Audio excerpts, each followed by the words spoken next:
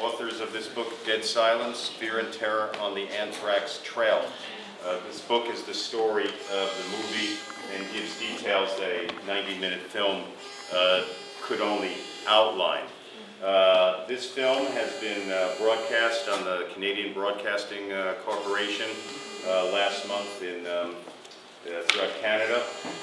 It aired in Switzerland last week. It's airing in France and Germany this month. It's going to be in the United Kingdom and the United States in the near future. I hope you can all go to our website, www.anthraxwar.com, and it'll tell you all you need to know about the film and the book. I'm a filmmaker based in New York. I've been researching international affairs for a number of years. I've done programs and films for PBS Frontline, National Geographic. Bob is a former correspondent for CNN in Africa, and he and I used to work together on a program on PBS called South Africa Now, which was a weekly news magazine talking about the situation in South Africa as the apartheid government was coming to an end. I lived in New York during the anthrax attacks of 2001 and the events of 9/11, and I was there editing a film about nuclear weapon underground component trading called Stealing the Fire, and it was airing in a Greenwich Village theater in 2002 when Bob, who I hadn't seen for a dozen years, came out of the shadows and said he was back in New York and what was up with these anthrax attacks. And so we began a partnership to investigate what was happening with the attacks, to monitor what the FBI was doing. If you all remember, that case went cold for 7 years. It was one of the most underreported serious things I had seen. It was absolutely unmentioned in the last presidential campaign. And we were actually in the editing room finishing up the film in August of 2008 when the FBI announced that they had gotten their guy, Bruce Ivins, but he had just killed himself, and they were closing the case and there would be no trial, and the evidence that they had compiled for him would never see the light of day in a courtroom situation. So we had to re-edit the film, and we also were here in September when there were very interesting congressional hearings with FBI Director Mueller, interviewed by the House Judiciary and the Senate Judiciary.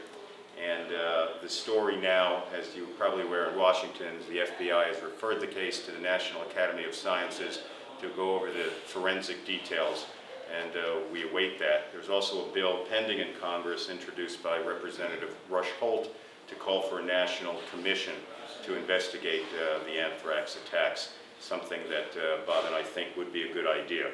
So this film, this book, is to inform the debate, the discussion. Public interest in this matter runs high. Polls indicate that 60 to 70% of Americans do not believe the story as outlined by the FBI. As we see in this film, the anthrax attacks allowed us to enter a very secret and strange world, a world of germ weapons that has been in effect by the great powers since World War II.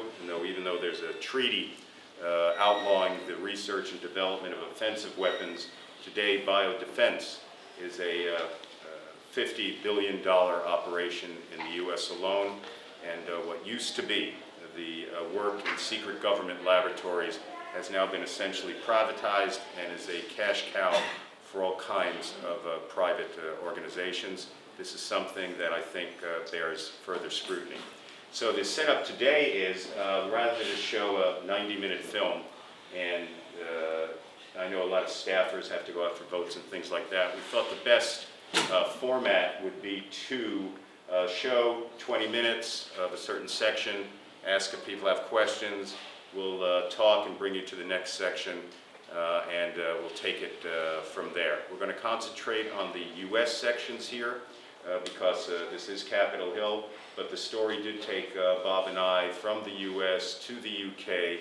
to former Soviet Union to South Africa and back to the United States. It's a global story, and you know, I don't think, as we go into it, this is a story that is a Republican story, a Republican issue, a Democratic issue, a red state issue, a blue state issue.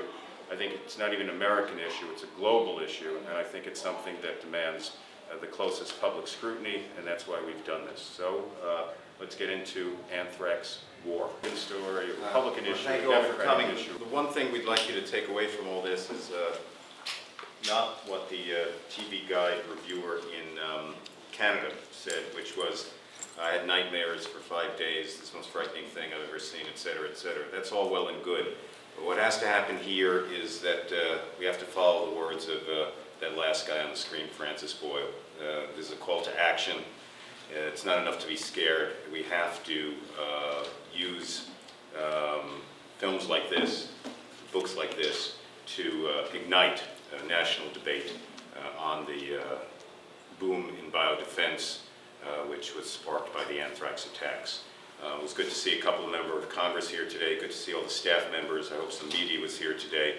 And if nothing else, if our work at least begins the discussion here on Capitol Hill, then our aim has been accomplished. Thank you for coming.